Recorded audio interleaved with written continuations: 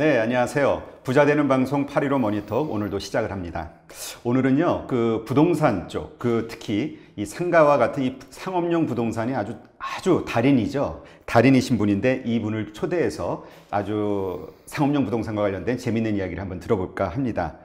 잠깐 소개를 드리면은요, 건국대학교 미래지식교육원 주임 교수시고요. 그러면서도 초보자를 위한 상가 경매, 실전 상가 투자 완전 정복 등 다수의 상가 투자 관련 책을 출판하셨고 상가 분석사 협회의 대표도 맡고 계시는 신일진 대표십니다. 그래서 오늘 이 신일진 교수님, 오늘 이제 교수님으로 말씀드릴게요. 신 교수님께 이제 부동산 투자에서 가장 중요한 장사 잘 되는 상권 분석, 그 다음에 가격이 오르는 입지 분석, 이런 흥미있는 부동산 투자와 관련된 노하우를 한번 배워보겠습니다. 오늘 이렇게 나오셔서 감사합니다. 네, 예. 감사합니다. 불러주셔서. 네, 요새 부동산 관련한 이슈가 워낙 많은데요. 네. 한번 하나하나씩 좀 풀어가 볼게요. 네. 먼저 그 부동산에 대한 전망을 좀 여쭤보면은 어떻게 보시는지 좀 궁금하거든요. 상가와 아파트로 좀 분류를 해가지고 어떻게 네. 생각하세요? 아마 방송들 이미 많이 나왔고 각 분야 전문가들이 주거용과 관련돼서는 얘기를 많이 지금 발표를 하고 있는 상태지 않습니까? 아파트 같은 경우는 어쨌든 우리가 일시적이나마 어쩔 수 없이 하락기에 접어들어갈 수밖에 없는 현상이고요. 거기에 따라서 이제 금리 관련된 문제라든가 그다음에 대출 관련 문제라든가 이런 거 갖고 복합적으로 작용을 하고요. 결국은 이제 정책을 극복하면서 주택 가격이 사실은 오르기 어렵거든요. 예. 그런 것을 이제 전반적으로 보고, 그리고 또 3기 신도시의 공급, 기존의 2기 신도시에 완성되지 못한 그 상태에서 이제 3기 신도시의 공급 이런 거를 따진다 그러면 제가 봐서는 당분간은 하락기에 접어들 것으로 보고요. 상가 부동산은 원체 공간마다 다릅니다. 이제 서울 같은 경우는 지난 3년 동안 약 한 8만 3천 개의 점포가 없어졌고요. 그에 따라서 반대로는 경기도 인천 쪽으로는 약 13만 개가 늘어났습니다. 그러니까 어떤 전망으로 봐야 될지는 사실은 이 상가는 세부적으로 나눠서 봐야 되기 때문에 결국은 좋은 위치를 찾아가는 방식밖에 없겠죠. 그래서 도심권에서는 아무래도 당분간 하락기, 수도권에서는 당분간 점포 부족 현상이 나타날 것이다. 저는 이렇게 보고 있습니다. 그러면 지금 어차피 이제 하락을 예상하셨으니까 제가 아파트가 있다면 서울에 지금 파는 게 나을까요? 글쎄요, 내가 만약에 거기에 산다면 굳이 팔을 필요는 없다고 봐요. 만약에 내가 가지고 있는 주택을 외에 별도로 내가 따로 이렇게 투자를 한 것이 있다 그러면 아무래도 여러 가지 조건에 의해서 파는 게 낫겠죠. 그런데 내가 살고 있는 집이면요, 그냥 팔지 말고 저는 있으라고 합니다. 왜냐하면 조금만 더 시간이 지나면 다시 가격이라는 것은 다시 회복하거든요. 우리나라에 지금 데이터가 약 한 40년 가까이 그 주택 가격에 대한 데이터가 확보가 되어 있는데 그 데이터들을 하나하나 세부적으로 분석을 해봐도요, 가격이 떨어졌을 때는 반드시 시간이 지난 후에는 다시 가격이 원위치로 돌아오더라고요. 그리고 많은 분들이 그런 생각들을 많이 하시는데요. 앞으로 낳는 세대수가 줄어들기 때문에, 우리가 자녀들을 출산을 안 하기 때문에 세대수가 줄어들 것이다, 인구가 줄어들 것이라고 하지만 사실은 거기에 반대로 우리가 시골 지역에서, 지방 지역에서 도시로 또 들어오는 인구가 있거든요. 그래서 많은 분들이 생각하는 만큼 그렇게 집값이 또 시간이 지나서 팍 떨어지고 계속 밑으로 떨어질 것이다 생각은 안 하시는 게 좋고, 살고 계신 분은 그냥 편하게 사세요. 신경 쓰지 마시고.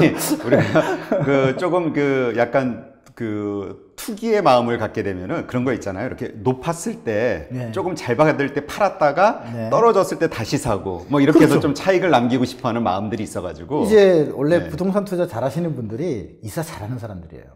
그렇죠. 예전에 이삿짐을 잘 싸는 사람이 사실은 부동산 투자를 잘하죠. 그런 것들이 자주 옮겨 다니는 거거든요. 옮겨 다니면서 터득하게 되는 거죠. 이때가 가장 낮을 때구나. 팔아야 되겠구나.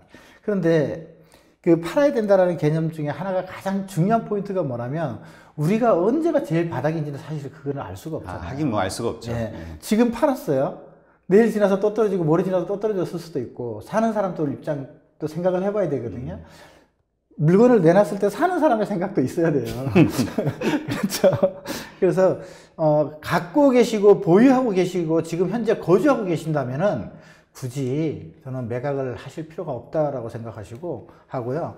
그리고 여유로 갖고 있는 주택이라면은 매각 한번 하고 옮기시는 게 낫다. 그게 제 생각입니다.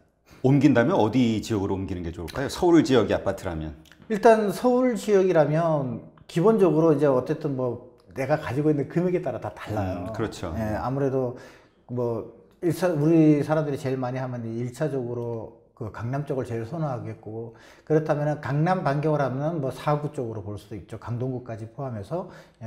만약에 적극적으로 제가 추천을 한다면 이번에 강동구 둔촌동 주공 아파트 쪽이 좀 저는 이제 이번에 재건축을 하니까 아주 좋은 위치가 될 것이고요. 그 다음에 이제 신도시 쪽으로 얘기를 한다 그러면 앞으로 만들어질 곳이라 그러면은 뭐 저는 과천. 과천이요? 최적의. 서울 진짜 가깝죠? 거기 뭐 조금만 가면 바로. 그 바로 사당동이고요. 예. 또 양재동이죠. 그렇죠. 그래서 아주 이 더블 역세권의 공간을 그 공간 효과를 볼 수 있는 곳이죠. 그럼 이제 상업용 부동산 상가에 대해서 좀 질문을 드려볼게요. 네. 그 요새 그 경기가 워낙 어렵다 보니까 자영업자들 그 폐업률도 높아지고 있고요. 네. 상가 공실률이 앞으로 계속 늘어날 수밖에 없다. 이렇게 예상이 되고, 따라서 상가의 어떤 투자 가치 이건 계속 하락하게 될 것이다, 안 좋을 것이다, 이런 예상을 많이 하거든요. 네. 예. 근데 어떻게 생각하세요? 아까 뭐 잠깐 수도권과 서울 지역 이렇게 언급을 해주셨는데 예, 어떻게? 서울 내부에는 어쩔 수 없습니다. 하락하게 돼 있죠. 서울 쪽의 상가들은. 서울 쪽은. 도심 쪽은요. 일단 우리가 도심하고 부도심의 공간 쪽으로 이렇게 나눈다 그러면 당분간은 서울 내에서는 하락 현상은 제가 지금 장담을 못 하는 게, 장담을 좀 하기가 어려워요. 그 이유가 뭐냐면 도심권의 우수한 상권의 부동산을, 그 상가 부동산을 갖고 계신 분들은 웬만하면 임대료를 안 내리거든요. 근데 왜 소규모로 투자하신 분들이 임대료를 낮추죠. 견디지 못하니까. 그래서 서울시 같은 경우는 어쨌든 간에 평균적으로 본다면 좀 하락한다고 봐야 되죠. 일단 공실률을 이길 수는 없으니까. 그리고 이제 수도권 같은 경우는 지금 사실 점포가 없어요. 아, 그래요? 예. 신도시, 2기 신도시에 뭐 그 동탄이라든가 뭐 이런 공간들은, 다산이라든가 이런 공간들은 어쩔 수 없습니다. 그거는 시간이 걸려야 되는 거고요. 거기는 아직 공실률이 있다는 예, 거죠? 아직 많죠. 많죠. 예, 거기는 제가 봐서는 최소한 10년 넘게 걸려야 돼요. 아, 그래요? 예. 우리가 1기 신도시 때 그 분당이라든가 평촌, 일산, 그리고 부천 이런 지역들을 예를 들어 보면요. 안정화되는 걸릴 시간이 전부 다 5년에서 13년, 15년 걸렸거든요. 상권이. 그러니까 그 기간 동안에 건물 통째로 경매로 날아가고 그랬었거든요. 초기에 투자했던 사람들은 네네. 분양받고 했던 사람들. 네네. 그래서 신도시는요, 가장 중요한 거는 사람이 와야 돼요. 근데 사람이 쉽게 못 오는 단계거든요, 지금. 그러니까 쉽게 인구 이동이 안 되면 동맥경화증 걸렸다고 우리가 제가 표현을 하는데, 그런 상태이기 때문에 시간이 굉장히 좀 오래 걸리죠. 거기다가 추가적으로 3기 신도시잖아요. 네. 인구가 분산돼서 빠져나가기 때문에 결국 서울 시내에 점포가 비는 것은요, 임대료 때문에도 문제가 있지만 우리가 1기 신도시 때 그러한 학습 효과가 있어요. 그때 당시에 인구가 130만 세대의 인구가 도시 외곽으로 빠졌거든요. 네. 도시 외곽으로 빠지니까 도심권 안에서 공동화 현상이 일어났거든요. 네. 그래서 주요 업무 지역 주변에 점포들이 밤에 사람이 안 다니니까 한 번은 휘청했었죠. 네, 똑같은 현상이 지금 나타나고 있는 거거든요. 그렇죠. 결국 상권이 발전하고 상가가 장사가 잘 돼야 되는데 사람 자체가 없으면 네. 그렇죠? 매출이 떨어질 수밖에 없죠. 네. 예. 그러면 그 교수님이 생각하시기에 이제 어차피 3기 신도시 이제 발표가 나왔지 않습니까? 네. 그러면 기존의 서울 지역의 상가는 지금 말씀하신 대로 또 떨어질 거라 예상을 하시는 거고, 네. 2기 신도시들, 그 지금 말씀하신 그런 신도시들은 어떨까요? 더 역시 영향을 받을까요? 떨어지는 쪽으로? 네, 당분간은. 네, 그 이유가 뭐냐면 인구 이동이 잘 안 되고 있잖아요. 그래서 지금 현재 공실 아파트들이 굉장히 많이 문제가 되고 있고, 거기에 따라서 상가들을 또 너무 많은 비율로 지었어요. 좀 핵심 포인트를 얘기한다면, 과연 우리나라에 그 신도시들을 설계를 하면서 얼마만큼의 상가가 공급이 돼야 되는지를 생각을 저는 안 한다고 생각하거든요. 아, 그 이유가 뭐냐면 점포가 들어가는 자리가 상가입니다. 네. 그런데 우리가 일반적으로 많은 분들이 무슨 생각을 하냐면 상업지역에 들어가는 것이 상가라고 생각하거든요. 그게 아니거든요. 준주거 지역에 들어가는 것도 상가가 들어갈 수 있어요. 우리가 주상복합이라든가 8층짜리 건물 상가들이 전부 다 준주거 지역에 들어가고요. 일반 주거 지역에는 또 우리 점포주택이 또 들어간단 말입니다. 그러다 보면 실질적으로 비율이 뭐 3%에서 4% 얘기를 하잖아요. 천만의 말씀이에요. 그러면 실질적으로 계산을 해보면 제가 계산해보면 거의 18%에서 20%가 넘어요. 그러니까 상가가 너무 많은 거죠. 그런 상태에서 인구 이동이 안 되잖아요. 예, 그렇죠. 그럼 지속적으로 계속 비어 있어야 되거든요. 아, 그럼 그건 참 심각한 문제인데요. 왜냐하면 상가 투자하시는 분들의 특징이 레버리지를 최대한 쓰잖아요. 그렇죠. 그러니까 뭐 나가는 고정비 이자라든가 또 뭐 관리비라든가 이게 만약 비어 있는 상태라면 손해가 만만치 않을 것 같은데요. 만만치 않죠.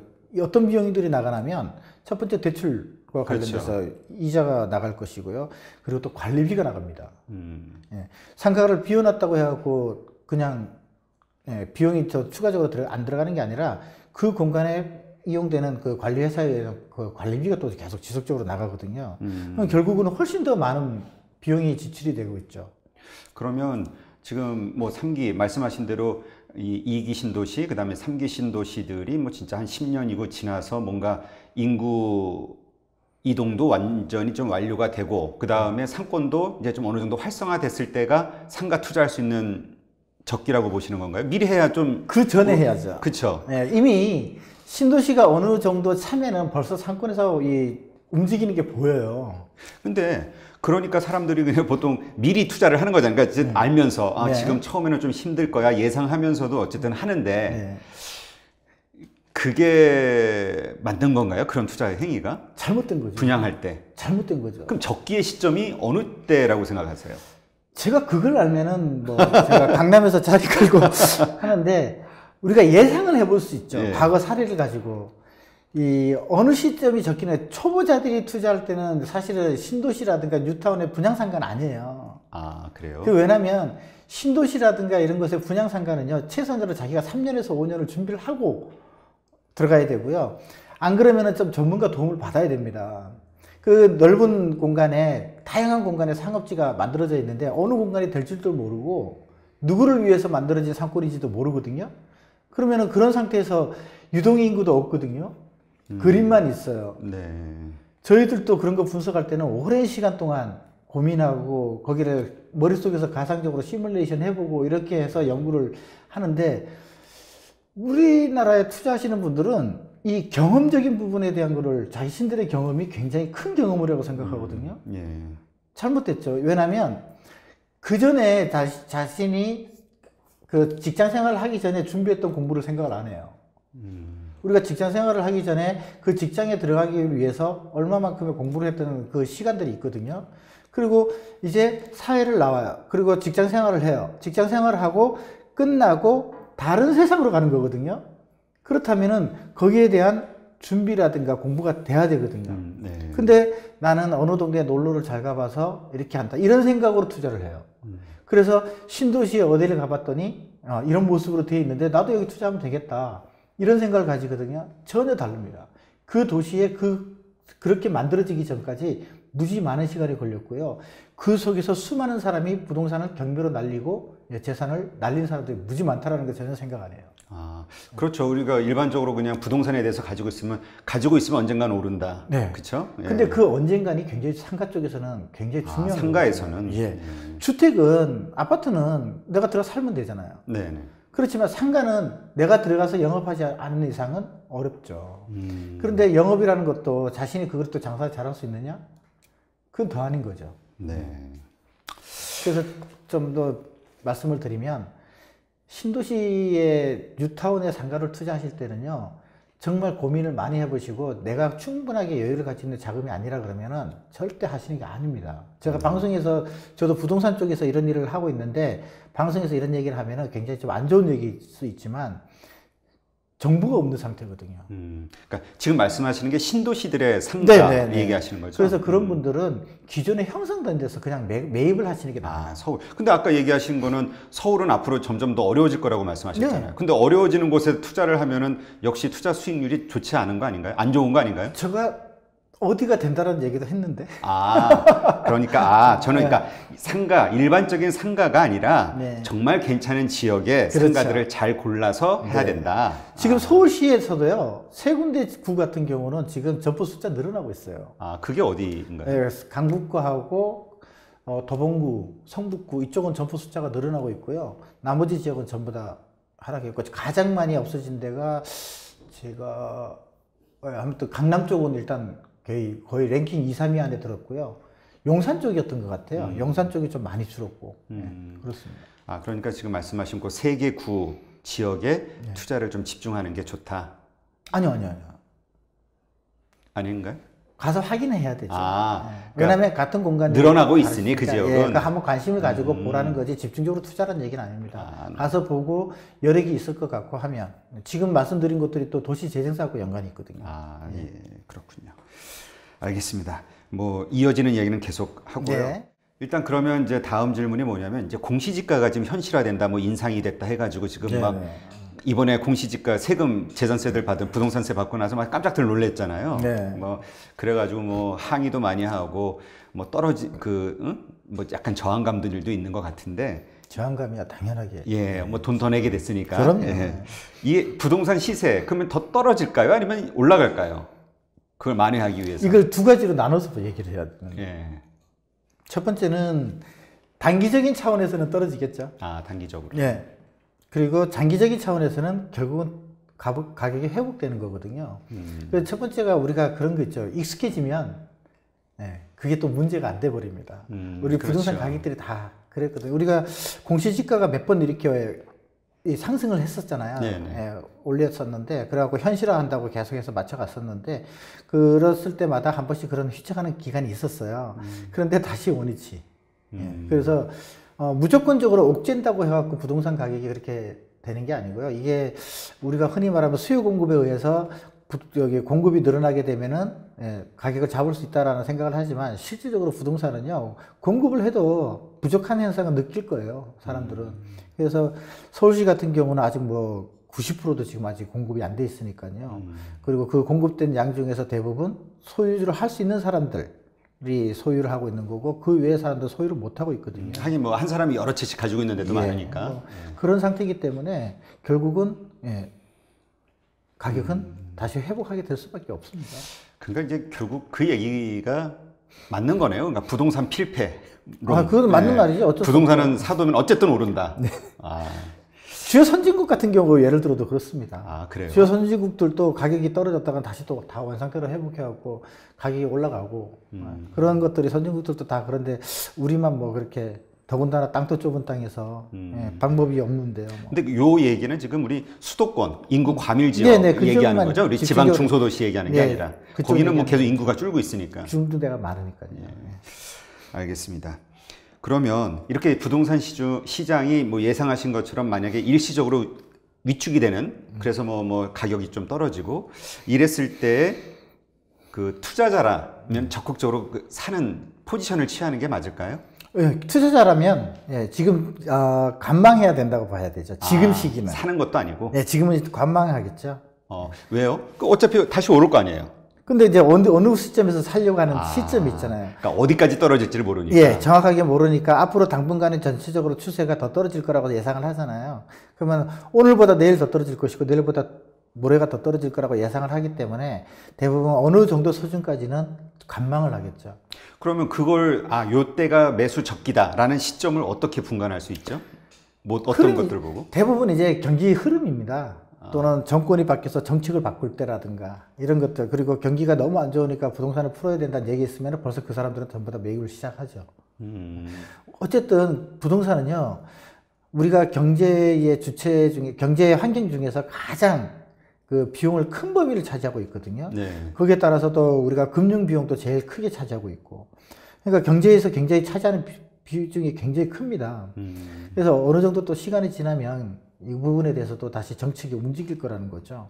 예. 그리고 이미 그런 투자를 많이 해보신 분들은 학습 효과가 있죠. 그러니까 이게 약간 어떻게 주식하고 좀 비슷한 면이 있는 것 같네요. 주식 같은 거 보면은 왜 떨어질 때 사는 게 아니라 떨어져서 반등할 때 사라고 그렇죠. 하잖아요. 네네. 그래서 약간 뭐 무릎에서 네, 뭐 조금 발목에서 더 주더라도. 사든 예. 아주 싼 가격에 살 생각 말고 예. 약간 올라가는 걸 확인하고 그렇습니다. 예. 그게 안전한 투자를 할 수 있는 방법이죠. 아, 부동산도 같은 논리네요.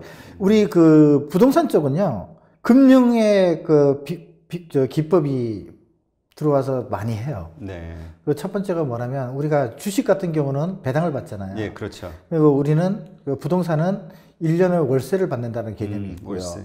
그리고 그러면 1년 것이 될 것이고요.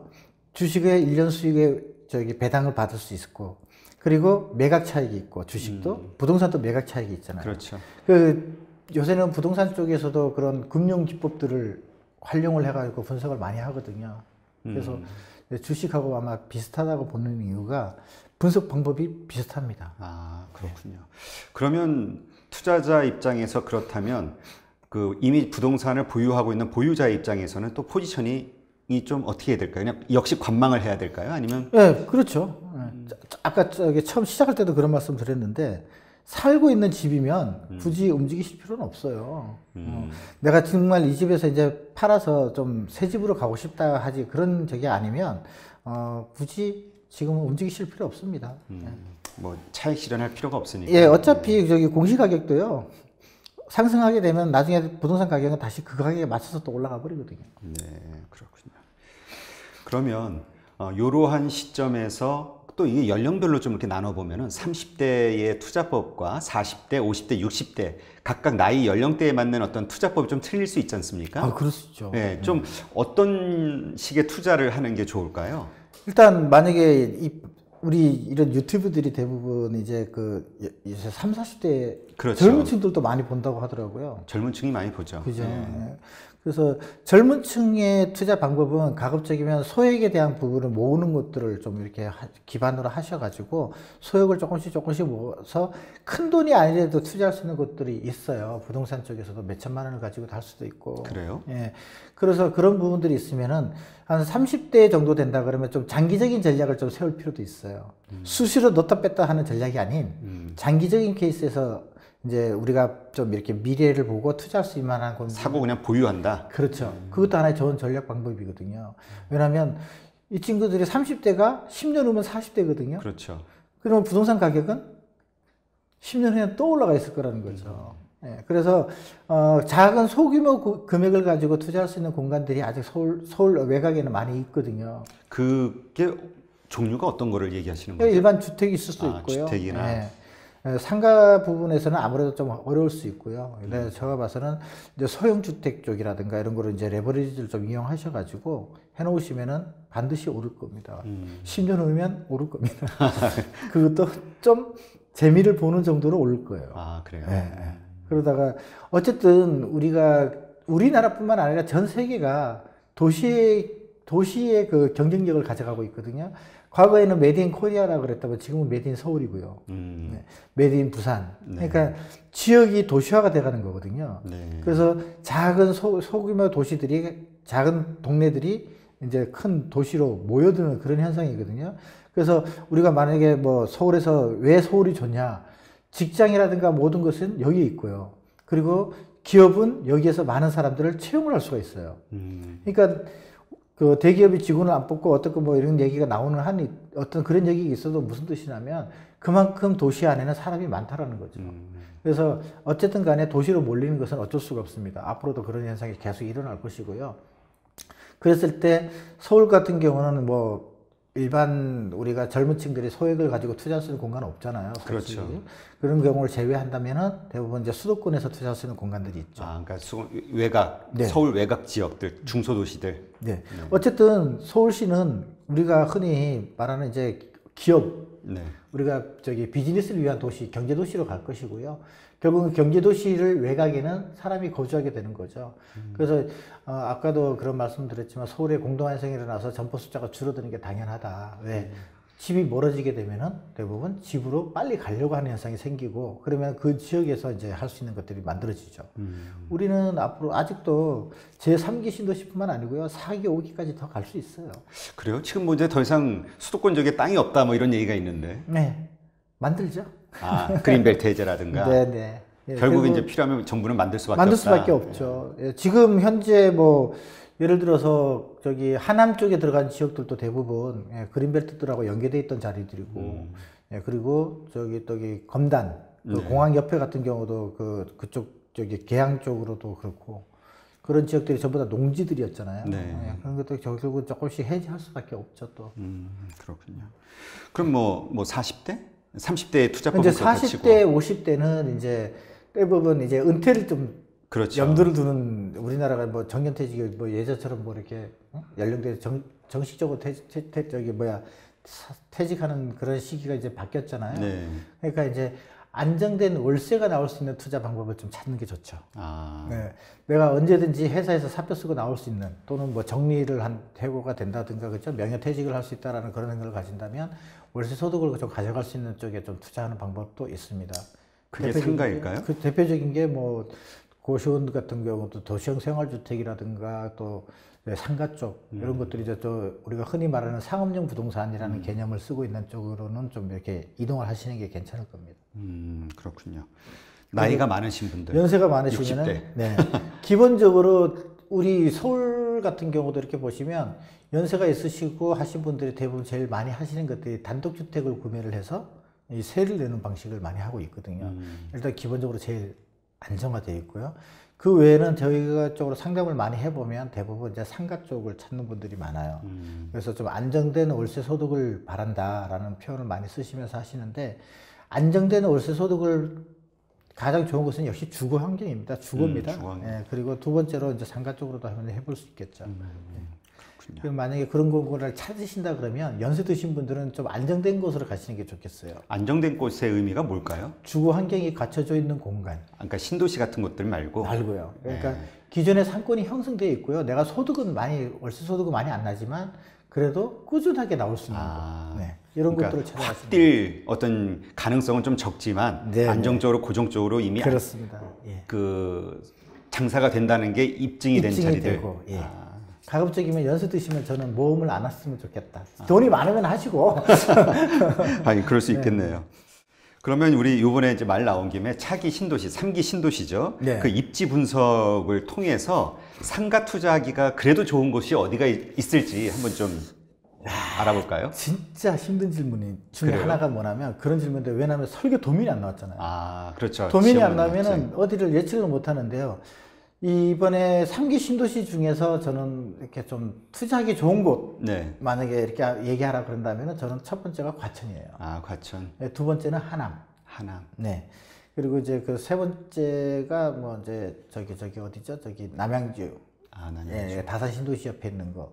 그리고 네 번째 순위로 따진다 그러면. 네네. 근데 사실은 과천을 제외하고는 그렇게 매력이 없나요? 좀, 네, 저기 하남 좀 낮고 그 다음에는 저는 솔직하게 말씀드리면 그렇게 매력이 없습니다. 그래요? 네. 과천을 뭐 특별히 그렇게 괜찮다라고 생각하시는 건 아무래도 그 입지 때문이겠죠. 서울하고의 가까운 거리. 또 하나 최대 장점이 있죠. 과천이 들어가는 자리가 네. 그 자리에 지금 이제 그 지식산업센터 들어오거든요. 어마어마하게. 아, 그래요? 네, 그리고 위치적으로 사당역에서도 인접해 있고요. 그리고 또 반대쪽으로 본다면 양재역하고 또 굉장히 인접해 있고. 사실 그런 자리가 또 나오기가 힘들어요. 하긴 과천은 정말 서울이나 마찬가지죠, 지금도. 서울이죠. 예. 네. 그리고 한 가지 단점은 길이 무지 막힌다는 자리죠. 그렇죠. 우리 남태령곡이 남태령곡에, 넘어가려고 예. 예, 그쪽이 이제 안양 쪽으로 넘어가는 길이잖아요. 그렇죠. 길이 무지 막히거든요. 이제 그게 이제 하나의 최대 단점인데요. 그걸 이제 지하철이 극복을 하게 된다면 좀 나을 것 같습니다. 그렇군요. 이제 요 3기 신도시가 이제 결정이 됐고, 이제 앞으로 토지 보상금 같은 게 많이 풀리지 않겠습니까? 네. 예, 그러면 그 보상금을 받은 사람들의 또 재투자가 됐던 어떤 그런 것들을 통해서 이 주택 시장이 또 무슨 변화가 있을까요? 그쪽에서는 그렇게 큰 의미 저는 없을까요? 의미가 없을 것 같아요. 그 이유 중에 하나가 뭐냐면 지금 신도시 발표된 공간들을 보면 대부분 농사 짓는 땅이 많아요. 아, 예. 과연 그분들이 보상을 받으면 과연 그렇게 네. 그분들 지금 현재 사실 상기 신도시가 정말 이번 정권에서 민주적인 절차에 가장 가깝다고 저는 생각해요. 아, 그래요? 예, 공청회도 많이 하고 그 지역 사람들에 대한 의견을 많이 듣고 있는 그런 상태이기 때문에 예, 결국은 또 반대로 얘기하면요, 사업이 쉽지 않을 것 같아. 아, 지금 현재 발표 계획만 있는 거죠. 사실 뭐 보상 문제가 다 해결돼서 뭐 착공이 네. 들어간 건 아니죠? 아직 아니죠. 자, 이제 보상 문제가 이제 제일 이 보상법이 진짜 한 20년 됐을 거예요. 변화가 없어요. 그래서 도시는 계속 새로운 모습으로 만들어 가려고 하는데 거기에 합당한 보상을 이제는 가야죠. 무조건 이제 국민이 그러니까 너무 조금 준다 이거죠, 보상금을. 예, 그 대부분 농지니까 그 공시가격이 얼마나 되겠습니까? 공시지가 기준으로 네, 주나요? 네. 공시지가 기준 되겠죠. 그러면은 그분들이 그 돈을 받아서 그 주변에 농사 짓던 분들이 다른 딱히 할 수 있는 게 없잖아요. 또 가장 큰 게 뭐냐면 그분들의 기술은 농사거든요. 그럼 어디 가서 무엇을 할 것이냐는 거죠. 그럴 수 있겠네요. 네네. 그래서 보상을 막상적으로 받아도 사실은 또 우리 또 그런 거 있잖아요. 부모 세대들은 자식 세대에 대한 또 그런 것들, 뭐 이런 것들 아마 많이 문제가 끼어들고 할 것입니다. 사실 전에 과거 사례를 봐서 만약에 평택을 예를 들면 과거에 평택의 그 소사불지구라든가 이런 것을 하면서 그 보상이 많이 됐잖아요. 예, 예. 그런다고 해서 그 지역에 뭐 아주 활성화가 된 건 없나요? 그런 건 없잖아요. 네, 마찬가지입니다. 알겠습니다. 그러면 이제 좀 가장 중요한 문제일 것 같은데요. 오늘 이야기의 핵심일 것 같은데 이 돈 벌 수 있는 상가 투자를 하려면 핵심이 뭘까요? 사람입니다. 사람이요? 예. 좀 구체적으로 얘기해 주시면. 상권을 우리가 그 상권 분석을 하고 입지 분석을 다 해요. 네. 그런 것들을 하는 것 가장 기본이 뭐냐면 사람을 찾기 위해서 하는 거예요. 예, 상권에 과연 사람이 올 수 있느냐 안 오느냐는 거죠. 입지를 우리가 분석을 하면 거기에 사는 유동인구, 세대수를 분석을 하고, 학생 인구를 분석하고, 직장 인구를 분석하고, 지역의 건축물들이 어떤 것들이 들어있는 걸, 모든 것을 분석하는 이유 중에 가장 첫 번째가 사람이에요. 네. 핵심 포인트거든요. 즉, 지금 현재 서울 시내에 장사가 영업이 안 되는 거고, 점포들이 다 비어있는 데를 보면 사람이 다 없어진 거고요. 네, 그렇죠. 그러니까 상가 투자의 가장 큰 핵심은 뭐냐면 사람이 움직이는 공간을 찾아가는 거거든요. 그래서 지금은 당분간은 서울은 아니라는 거죠. 네. 우리가 서울 공동화 현상이 일어났을 때 거의 3년 넘게 공동화 현상이었잖아요. 그래요. 그러니까 당분간 우리가 서울시도 마찬가지로 그 기간 이상은 공동화 현상처럼 나타나고요. 또 하나는 또 워라밸 주 52시간 네네. 우리가 작년 7월 1일인가부터 그렇죠. 시행을 했잖아요.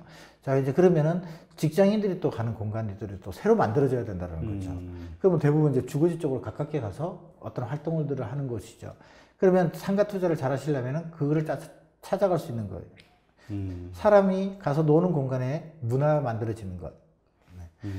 이번에 우리 그 지난주 뉴스를 보면 서울시 전역이 지난 주말에 서울시 전역이 미세먼지 때문에 꼼짝 아, 그렇죠. 예. 오늘도 아주 되게 심각하다고 나왔는데. 심각하잖아요. 근데 지금 놀러 간 데 가보면 예. 예, 뭐 예를 들어서 뭐 홍천 쪽으로 놀러 가는 공간에 그거 가보시면 사람 거기 다 있어요. 아, 그래요? 대단하지 않나요? 그러니까 상가 투자의 핵심은요, 사람을 찾아내는 거예요. 그러니까 사람이 모이는 곳을 네. 찾아서 글로 가야 된다. 예. 사람이 모이는 공간의 핵심은 대중교통이고요. 대중교통. 그러면 그 이제 제가 그 투자 가치가 높은 이제 상가를 사려고 합니다. 그럼 입지 조건을 먼저 잘 봐야 되는 거잖아요. 그렇죠. 예. 그러면 제가 무엇을 먼저 확인하면 될까요? 그 사람 많은 거를 찾기 위해서. 그냥 강의해달라고 하세요. 아니 그냥 좀 거저먹기로 좀. 첫 번째가 이거죠. 입지를 분석하기 위해서 우리가 제일 먼저 신경 써야 되는 거는 시설을 찾는 거예요. 시설. 사람을 모아주는 시설. 아, 놀이동산이 됐든 뭐가 됐든. 네, 어쨌든 간에 뭐 놀이동산이면 놀이동산 안으로 사람을 다 몰아버리겠죠. 예. 근데 그 직계 시설에 대한 특징을 알아야 돼요. 이 직계 시설이 사람을 끌어모아서 그냥 그 속에서 자기들이 다 가둬놓는지, 아니면 이 직계 시설이 사람을 끌고 모아서 내가 이렇게 상권 쪽으로 내던져 주는지, 요거 특성을 아시면 일단 가장 기본적으로 쉽게 공간 찾을 수 있죠. 아. 예를 들면 지하철은 사람을 모아주지만 가둬놓진 않잖아요. 그렇죠. 이동하죠. 예. 그러니까 어느 공간으로 던져주죠.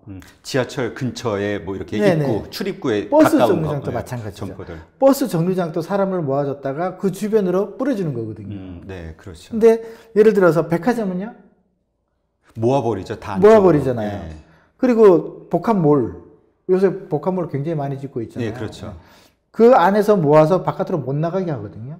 안에서 장사 다 돈 벌려고. 그렇죠. 예. 그러면 그 주변의 상가들은 안 되는 거죠. 아. 그래서 백화점이나 복합몰이 들어오면 주변 상권을 초토화시킨다고 하는 이유가 얘들의 성질이 끌어 모아놓는 성질이에요. 네. 그러면 자 상식적으로 끌어 모아놓고 바깥에 내보내면 자기들 매출에 영향이 오잖아요. 그렇죠. 그러니까 최대한 끌어 모아서 못 빠져나가게끔 설계를 해야 되잖아요. 그러다 보니까 도로를 주변을 넓게 만들고 그걸 건너가기 어렵게 만들고 이러니까 주변 상권에 굉장히 큰 영향을 주죠. 그래서 사람을 모아주는 시설의 성질을 알면 성질을 먼저 파악해. 예, 그러면 무조건 사람이 많이 오는 게 중요한 게 아니에요. 그런 자리가 흘러가 버린 경우도 많거든요. 유동인구 분석을 이렇게 우리가 국가에서 제공하는 정보 데이터를 이렇게 해보면요, 유동인구는 엄청 많아요. 근데 상가는 전혀 안 되는 거. 이게 이제 지나쳐 버리니까. 예, 그게 핵심 포인트예요. 네. 근데 그 개인 투자자들이 그걸 확인할 길이 뭐 발품 팔아서 뭐 진짜 어디 뭐 드라마 같은 거 보니까 뭐 지나다니는 사람 카운트 막 단추 가지고 하던데 그런 식으로 해야 되나요? 사실 그거는 참 바보 같은 짓인 것 같아요. 제가 현장 가서 이걸 많이 해봤는데 예. 사실 아무 의미가 없고요. 예. 아까 입지와 관련돼서 말씀을 많이 하셨는데 그 입지를 보는 이유가 뭐냐면 이 공간에 누가 할 곳인지를 알기 위해서 보는 거죠. 또 사람만 따질 게 아니라 사람 중에서도 애들이냐 몇 살짜리들이냐. 그렇죠. 누가 오느냐는 거죠. 그 누가 오는 거를 알기 위해서 입지 분석을 하는 거예요. 그래서 누가 오는지를 알면은 업종이 어떤 업종이 들어오는지는 자연스럽게 나와요.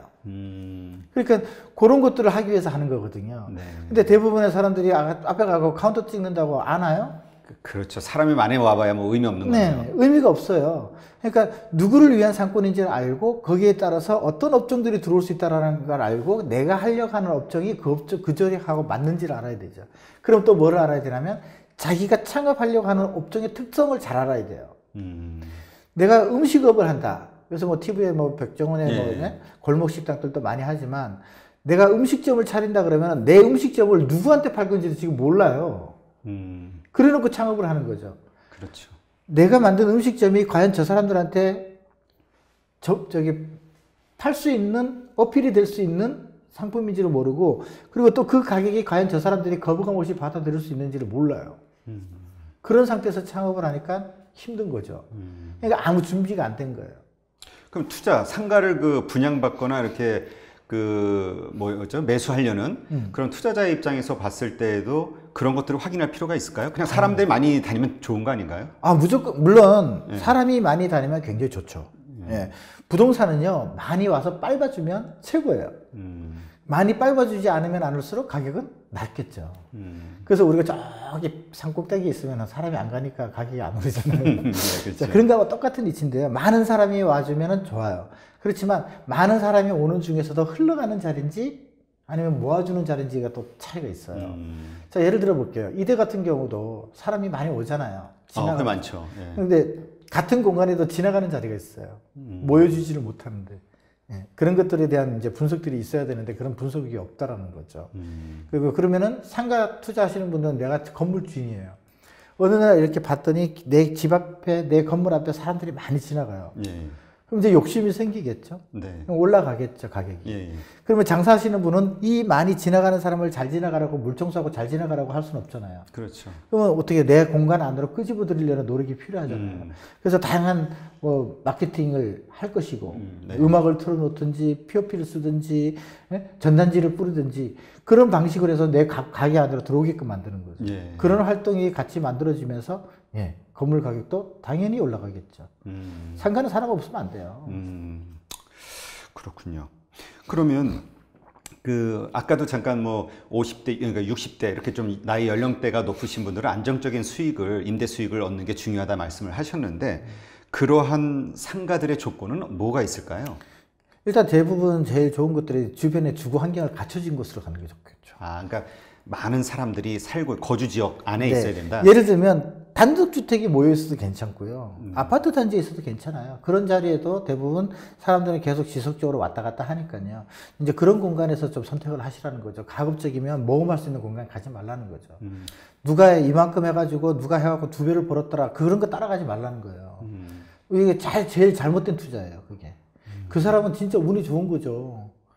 근데 그게 그 운이 계속 갈지도 모르고 안 갈지도 모르죠. 그러니까 그 안정적인 수익을 일단 우선한다 그러면 자본 수익은 일단 크게 생각하지 말아야 예, 하지 말라는 거예요. 그거를 시간이 지나 보면은 나도 모르게 올라가 있는 경우가 많거든요. 그러니까 그런 경우는 생각하지 마시라는 거죠. 그걸 같이 두 개를 대부분 상담해 보면요. 무슨 얘기를 하냐면 월세 수익 좀 높은데 좋겠어요. 그러고 난 다음에 매각했을 때 차익이 좀 생기면 그걸 알면 제가 거기다 투자하지 내가 왜 모든 걸 다 얻어야 네, 되겠네. 그건 아니에요. 네. 그런 거는 부동산은요 시간값에 의해서 내가 이제 대박이 날 수 있는 상품이 있는 거고 대박이 안 나는 상품이 있고 그런 거거든요. 그래서 그 두 가지를 원하려 그러면 연세 드신 분들 그렇게 투자하시면 대부분 실패하는 게 굉장히 많죠. 그냥 하나만 탁 선택해. 네. 안정된 공간에서 내가 큰 돈은 안 되더라도 월세를 꾸준하게 받으면서 안정적이게 가져가는 소득이 제일 낫고요. 그 이상의 나중에 2배 이상 3배 버는 거는요, 그냥 후손들한테 주세요. 그래서 존경받는 조상님 한번 돼보는 거지 뭐. 아, 그래도 내가 살아생전 다 쓰고 가야죠. 그랬으면 좋죠. 그러면 이제 반대로 매각했을 때 그 어떤 자본 수익을 극대화할 수 있는 그런 상가의 그 입지 조건은 어떤 게 있을까요? 뭐 말씀하신 뭐 신도시 같은 게 거기에 해당될까요? 해당돼요. 예, 그런 지역도 그런 자본이득에 대한 것들이 굉장히 클 수 있는 곳들이 있죠. 근데 그거는 분석을 해야 된다는 거고요. 근데 대부분 이제 초보자들은 그런 부분까지 가기 어려워요. 그러니까 아무것도 없는 상태에서 분석을 한단 말이에요. 예를 들어 볼게요. 자, 이 건물에 영화관이 들어와요. 네. 일단 기본적으로 영화관이 들어온다 그러면 굉장히 넓죠. 뭐 보통 한 층 정도 전체 면적이 한 400에서 500평 정도 될 거예요. 네. 자, 이제 그런 공간에 영화관이 들어와요. 자, 그러면은 그 밑에 이제 점포들이 들어온단 말이죠. 네. 근데 지나가서 길을 봤더니 굉장히 좋아요. 자, 그러면 이 건축물에서 이 영화관을 기준으로 해서 점포들이 몇 개나 들어올 수 있다고 생각하세요? 1층에만? 한 층이 500평 정도 규모라고 가정했을 때. 그럼 한 4평씩만 잡아도 뭐 한 100개 이상 들어오겠는데. 그렇죠. 네. 그런 상권이 없어요. 이 한 공간 안에 점포가 100개를 살릴 수 있는 상권이 그 공간 안에서는 없단 말이죠. 근데 그런 거 투자를 하신단 말이에요. 그러니까 이 분석이라는 자체가 굉장히 여러 가지 방법으로 분석을 하는 거거든요. 그래서 나중에 이제 그런 공간적으로 입지적인 선택을 원하신다 그러면은요, 제일 좋은 것들이 뭐냐면 장애 요인이 둘러싸인 공간이에요. 쉽게 말해서 지하철을 기준으로 해서 와도 좋고, 버스 정류장을 기준으로 해도 좋고, 관공서를 기준으로 해도 좋고요. 또 뭐 버스 터미널을 기준으로 해도 좋아요. 네. 뭐 어디 대학교를 기준으로 해도 좋지만 상권이 막 뻗쳐나갈 수 있는 공간이 넓은 곳이라 그러면 굉장히 불리해요. 그럼 자꾸 옆으로 퍼져나가요. 유동인구가 흩어져 버리는 거죠. 아, 그러니까 그 상권 자체가 넓으면 안 된다. 예. 그러니까 중간중간에 장애인이 있다는 뜻이에요. 그러니까 예를 들어서 이쪽은 공원이 큰 게 있다든가, 그럼 이쪽에는 또 대형 건축물이 뭐 있다든가, 이런 식으로 공간을 이렇게 가둬놓고 이쪽은 오르막길이라든가 이런 식으로 공간을 가둬놓잖아요. 네. 그러면 유동인구가 모여도 어떻게 되면 위로 올라가죠. 이렇게. 위로 올라가는 거죠.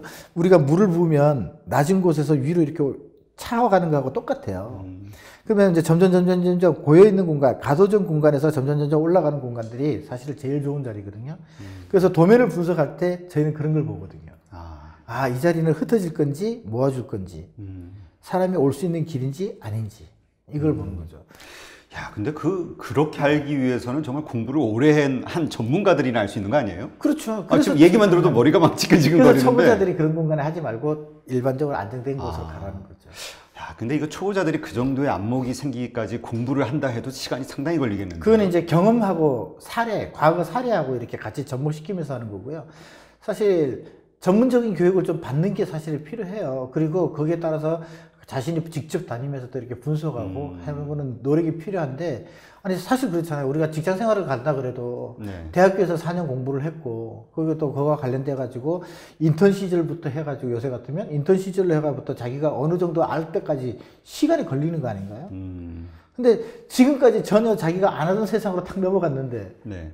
한번 딱 해갖고 알고 이렇게 투자를 할 수 있다는 거 웃긴 거 아닌가요? 요새 주식만 해도 주식에서 투자 방법, 기법이라는 거 가르치는 데가 얼마나 많은데. 그렇죠. 예. 그러면 제가 지금 말씀을 들으면서 좀 약간 정리가 안 되는 게 뭐냐면, 그러니까 신도시 같은 경우는 위험성이 상당히 높다. 상가 투자 관련해서. 근데 또 반대로 자본 수익을 크게 기대할 수 있는 것도 신도시다. 네. 그러니까 두 가지가 같이 공존하는 거네요, 신도시는. 그렇죠. 그게 이제 위험성이 들어간 거죠. 아, 그러니까 사람들은 신도시에 투자하는 이유가 그 긍정적인 자본 수익이라는 예, 측면을 그렇죠. 보고 투자를 하지만 네. 많은 부분이 오히려 손해를 보는 리스크에 해당이 된다. 맞습니다. 아, 그렇군요. 그러니까 그러니까 결국 자꾸 예. 투자를 하는 거네요. 하이 리스크 하이 리턴이잖아요. 그러니까 모든 사람들이 투자할 때는 자기는 하이 리턴을 받을 거라고 기대를 그렇죠. 하고 가는 건데, 네네. 아, 그러니까 그럼 신도시 투자할 때는 무조건 신도시는 안 된다가 아니라 신도시 가운데에서도 요러요러한 특성들이 있는 네. 곳만 투자를 해야 된다 이거네요. 그렇죠. 그게 어디예요? 저 일단 기본적으로 대중교통이잖아요. 아, 어디든 간에. 지하철과 버스 정거장. 그럼요. 기본적으로요. 상권 분석할 때 가장 이제 입지 분석과 상권 분석은 개념이 달라요. 아, 그래요? 지금까지 상권 얘기를 입지를 얘기했다면 네. 이제부터 상권을 얘기해야 될 수 있죠. 상권은요. 점과 점을 연결한 곳이 상권이에요. 이해가 잘 안 돼요. 예를 들어서 지하철에서 출구가 점이면 네. 내가 집에 들어가는 길까지가 점이잖아요. 아. 길이, 입구가. 네네. 그 길을 연결하는 게 상권인 거예요. 아, 그 길, 아, 그러니까 내가 걸어가는 그 길이네요. 그렇죠. 집까지 가는. 예, 그게 동선이거든요. 그 동선들이 많이 모이는 곳이 상권이라는 얘기죠. 그러면 기본적으로 뭐냐면 대중교통이거든요. 네. 다음에 주거지 입구, 그 다음에 관공서와 주거지. 이걸 연결해 볼 줄 알면 되죠. 자, 이제 우리가 이제 저기 도시 재생 사업을 하니까 도시 네. 재생 사업과 관련돼서 만약에 투자를 해서 상가에를 투자를 한다. 그러면 반드시 대중교통 인근에 돼 있어요. 자, 그러면 대중교통 버스 정류장에도 되고요. 지하철도 돼요. 내가 내린 공간하고 저 공간 배후에 주상복합이든지 뭐 복합주택이라든지 지을 거 아니에요. 네네. 그러면 이제 우리가 애들도 아니고 성인이잖아요. 네, 그렇죠. 저 입구하고 내가 이 대중교통하고 최단 거리를 그어볼 수 있겠네요. 자기가 걸어가 봐도 알고. 그럼 다른 사람들도 그 길로 걸어가요. 그 조사자만 그 길로 걸어가는 게 아니거든요. 그렇죠. 그래서 내가 걸어가는 길 중에서 제일 편한 길을 찾으려면 그게 동선이에요.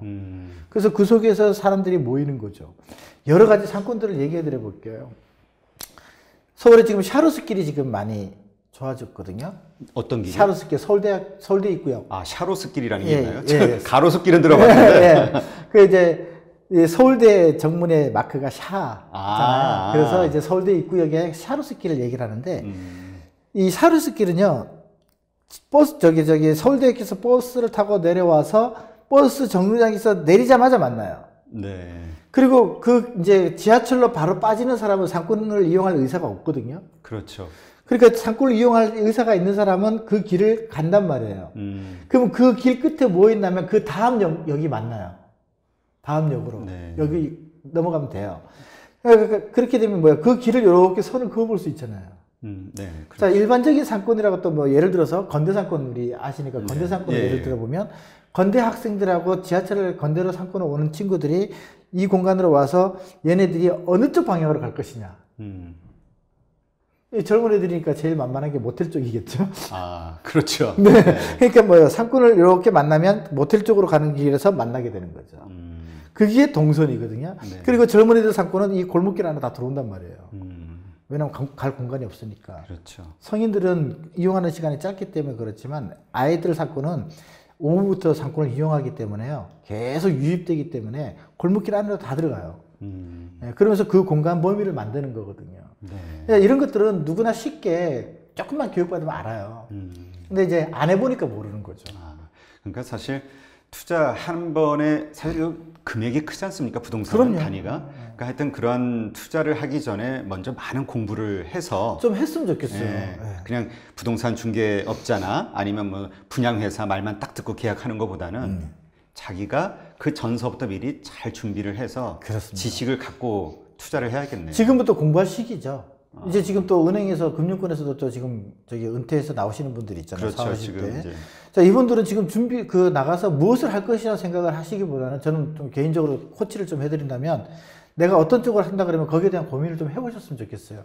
만약에 내가 뭐 안정된 월세 소득을 원한다. 그러면 나는 주택을 투자하고 싶다. 그러면 그 부분에 대해서 내가 무엇을 찾아봐야 되는지를 좀 고민을 하시고 하시는 게 좋고요. 상가 쪽이라 그런다면은 내가 무엇을 준비하고 해야 되는지 좀 생각을 해보고 했으면 좋겠어요. 보면 어떠냐면요. 자, 이제 은퇴를 하셨어요. 그러니까 어떻게 해요? 그 공간에 가가지고 내가 음식점을 차리겠다.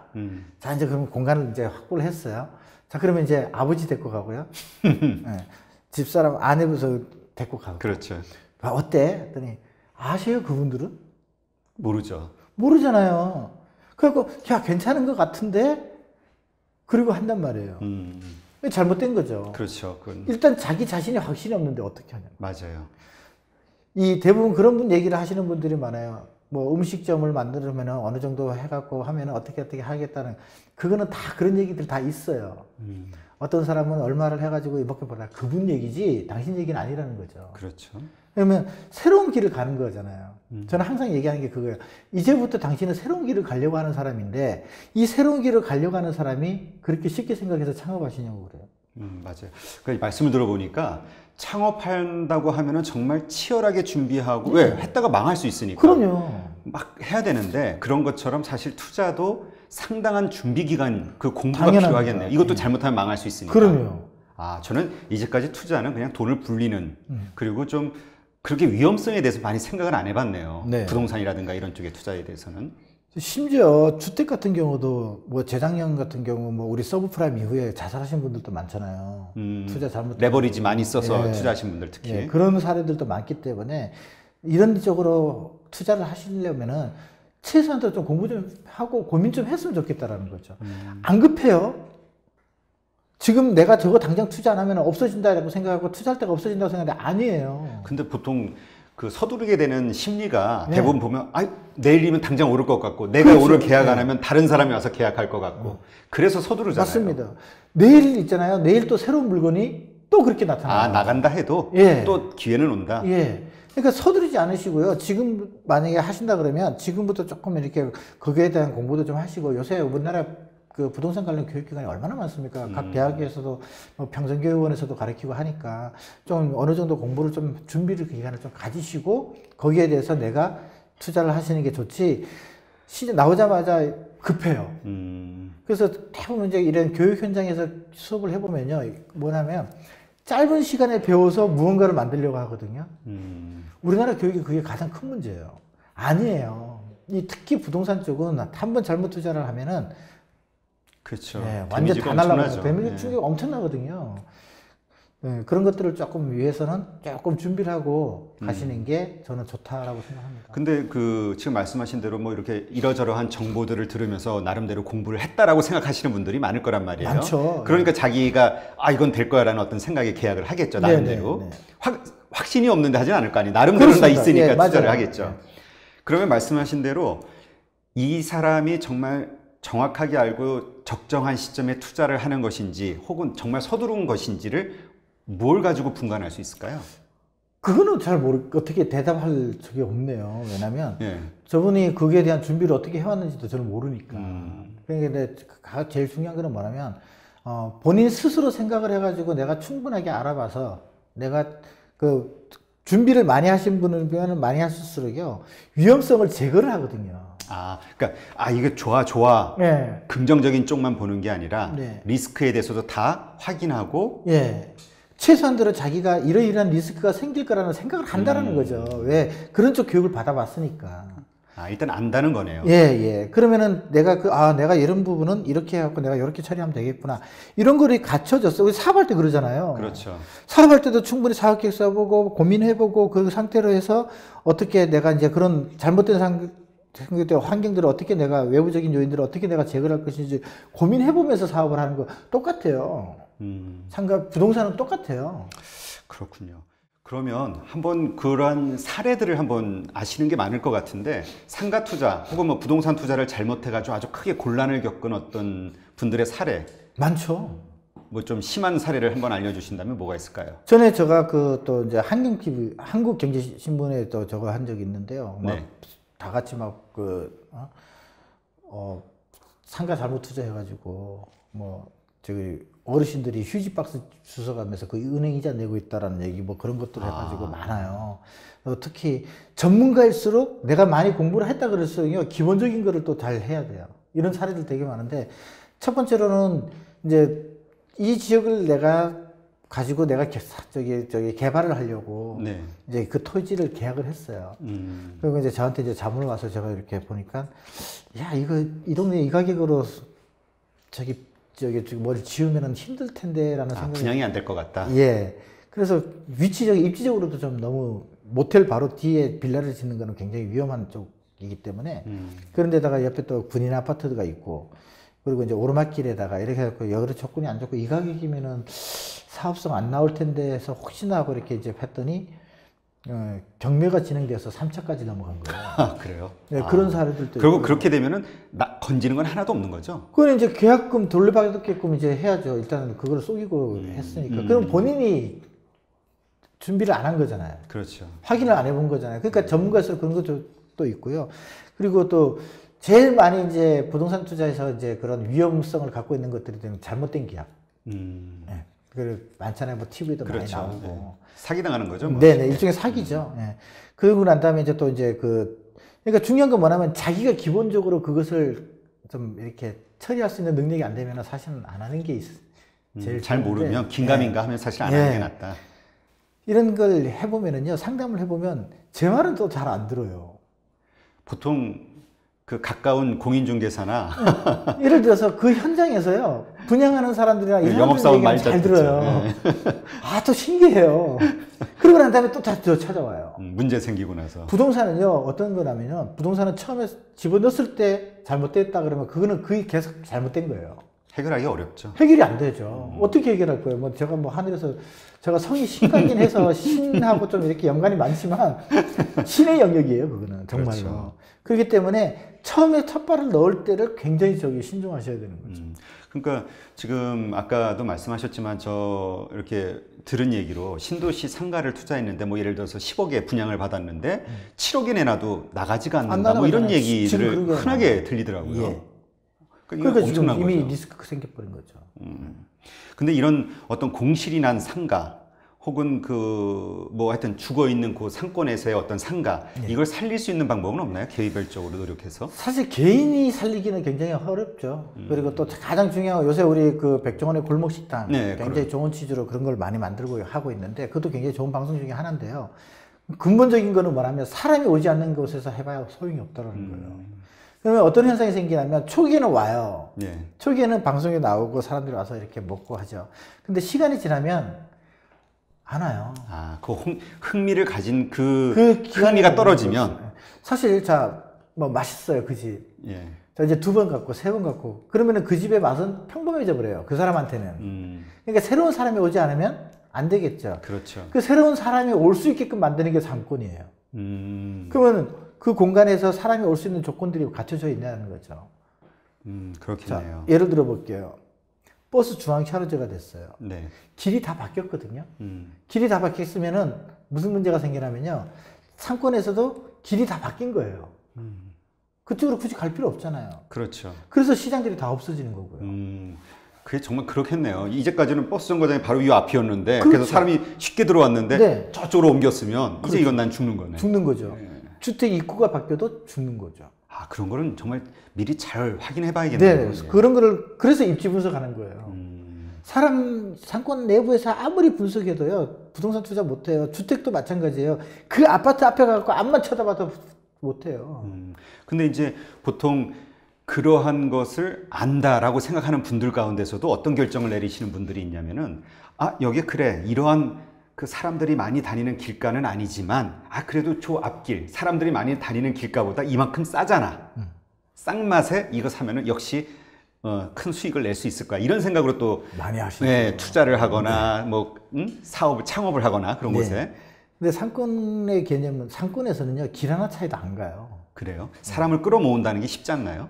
그러려면은 거기에 대한 조건들이 거기에 맞춰져야 되는데 사람을 끌어모으는 조건 중에서 가장 중요한 게 펀이에요. 펀이 영어로 펀. 펀이? 아, 즐겁게 즐거워야 돼요. 상권은 재미가 없으면 안 가요. 근데 갔더니 재미가 없어요. 2번 가겠나? 안 가죠. 그러니까 일단 기본적으로 잘못된 입지와 잘못된 상권에 들어가면 일단 회복하기는 어렵겠네요. 굉장히 어려운 거죠. 자, 이제 뭐 방송에서 대놓고 얘기하면 굉장히 좀 나쁜 적으로 될 수 있는데 이미 괜찮아요. 뭐 공중파니까. 현상이니까 얘기를 할게요. 예를 들어 볼게요. 망리단길을 한번 예를 들어 보죠. 망리단길. 예, 네. 망원역에. 아, 망원역에. 마포구에 있는 거. 저기 상암 DMC하고 네. 마포소 사이에 있는 거. 자, 망리단길을 가려고 그러면 지하철을 내려서요. 네. 약 한 8분 정도 걸어가야 돼요. 음. 그리고 망리단길에 스트리트를 걸어갖고 돌아서 다시 지하철까지 오는데 걸리는 시간이 거의 40분 넘게 걸려요. 아, 거리. 그리고 그 거리를 지나가려고 그러면 반드시 시장을 통과를 해야 돼요. 음. 이거 굉장히 먼 거리거든요. 그렇죠. 8분 거리면. 네. 자, 처음에는 와요, 애들이. 자, 2번 왔어요. 3번 왔어요. 시간이 지나면 거기 뭐하러 힘들게 거기까지 피곤하죠. 갈 데도 네, 많은데 네. 홍대 가면 더 재밌는데요. 그렇죠. 예를 들어서 자기들이 갈 곳도 많은데 그걸 몇 분 가겠냐고요. 안 가죠. 가로수길도 마찬가지고 경리단길도 마찬가지고. 자, 가로수길 지하철과 지하철 양쪽에 하면 약 7, 8분 걸려요. 거기도.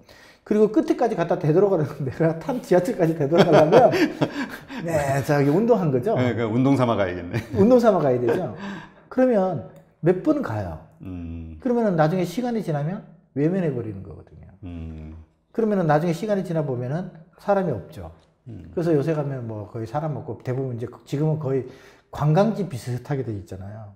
주말에 뭐 사람들이 몰린다든가. 이제 그런 식으로 바뀌게 된다는 거죠. 그러니까 처음부터 선택을 잘못해서 들어가 버리면 이제 그다음부터는 이제 회복하려면은요. 정말 신의 영역으로 넘어가서 작전을 쓰는 거죠. 뭐 그런 작전이 있긴 있어요.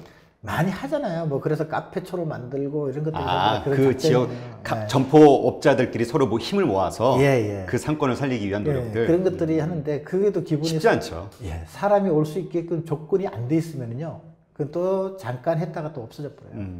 전 뭐 그런 어려운 상가를 그 분양받으신 분들, 그 매수하신 네. 분들이 어떻게 그걸 해결할 수 있나 좀 여쭤보려고 했더니 해결 방법이 없겠네요. 방법이 안 나오죠. 안 나오네. 그거는 그러니까 뭘 알 수 있냐면 부동산은 정말 신기해요. 뭐가요? 돈을 박아 보면 알아요. 그래요? 아, 이거 일단 박아야 될 돈이 있는데, 있어야 되는데. 박아 보면은 네. 내가 잘못 투자했구나를 알아요. 아. 왜냐하면 어떤 차이가 생기는 이 두 개 차이가 있어요. 내가 돈을 넣기 전까지는요. 예. 누구한테 정보를 의존을 하냐면 분양하는 사람들이라든가 소개한 사람한테 정보를 의존을 해요. 그렇죠. 예. 그러니까 내 생각이 안 들어가 있죠. 그냥 좋테니까. 예. 그리고 그 사람이 이건 뭐 시간 지나면 없어질 겁니다. 이런 게 마음이 조급해지죠. 우리나라의 그 투자 심리를 교묘하게 잘 이용하는 거죠. 그리고 난 다음에 그런가 보다 계약서 도장을 찍고 돈을 딱 엮고 나면 어떤 현상이 생기냐면 그때부터 계속 가봐요. 아, 거꾸로 됐네요. 네. 사기 전에 사기 확인을 전에 해야 되는데. 사기 전에 여러 번 가봐야 되는데 해놓고 가요. 그리고 난 다음에 몇 번 가보니까 점점 이제 두려움이 생기기 시작해요. 아, 이제 문제점들이 예, 보이니까. 문제점이 보이는 거예요. 아. 그리고 난 다음부터 깨달은 거죠. 아, 내가 이거 잘못했구나. 야, 이거 투자도 창업하고 좀 약간 비슷한 점이 많은 게 창업도 실패를 해봐야 예. 내가 뭘 잘못했는지를 깨닫고 성공할 수 있는 창업 조건들을 맞춰 나가는데 투자도 마찬가지네요. 이쪽은 또 단위가 크잖아요. 하긴 근데 또 이거는 예, 액수가 단위가 크고. 크다 보니까 예, 그거를 쉽지 않죠. 그래서 그렇군요. 저는 항상 하시기 전에 투자하기 전에 일단 뭐 이쪽과 관련된 전문가의 도움을 받든지 아니면 좀 공부를 하셔라. 요새 책들도 많잖아요. 뭐 책들도 많고 또 각 지역마다 그런 교육하는 데들도 많고 그러면 최소한대로 몇 마디 또 그런 자리 가면요 투자를 해본 사람들도 많이 있어요. 그렇죠. 그 사람들 얘기도 좀 듣고. 하긴 그렇죠. 경험자들의 이야기. 아, 그럼요. 이게 간접 경험이잖아요. 그렇죠. 예, 그런 얘기도 좀 들어보고 내가 지금 준비하는 것이 맞는지 안 맞는지도 좀 생각해 보시고 했으면 좋겠어요. 예, 오늘 우리 신 교수님 말씀을 들으니까 이렇게 좀 단순하게 생각했던 이 투자와 관련한 부동산 투자와 관련해서도 이건 정말 조심해야 될 부분도 많고 미리 공부해야 될 부분도 참 많은 분야구나라는 걸 좀 생각하게 됐거든요. 앞으로 이제 우리 좀 이렇게 주기적으로 이런 시간을 좀 가지면서요. 네네. 이 많은 분들이 부동산 투자와 관련해서 많은 정보 혹은 그 노하우를 얻으실 수 있게끔 한번 좀 네, 그러죠. 한번 만들어 보시죠. 네네. 예, 저도 아주 괜찮은데도 대놓고 좋은 정보도 그러니까 좀 나중에는 여기는 모르는 땅 데 좀 알려주세요. 모르는 여기는 데. 땅 사세요. 뭐 여기 상가 사세요. 습사지역. 우리 PD하고 먼저 우리 가가지고.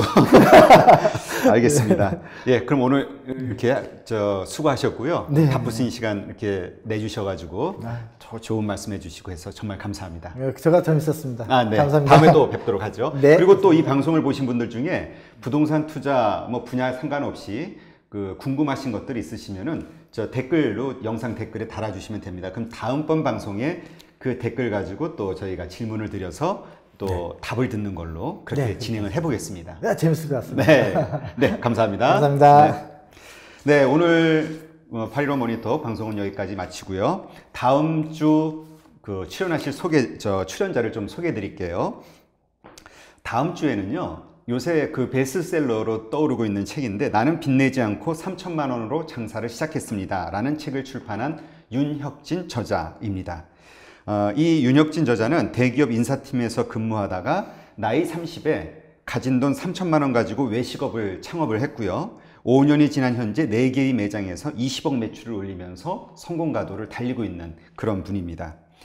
외식업 하면 뭐 보통 인테리어비만 해도 엄청나지 않습니까? 근데 어떻게 3천만 원이라는 작은 돈 가지고 이 폐업률이 높은 외식업에서 성공할 수 있었는지 그 노하우를 한번 다음 주에 들어보도록 하겠습니다. 감사합니다.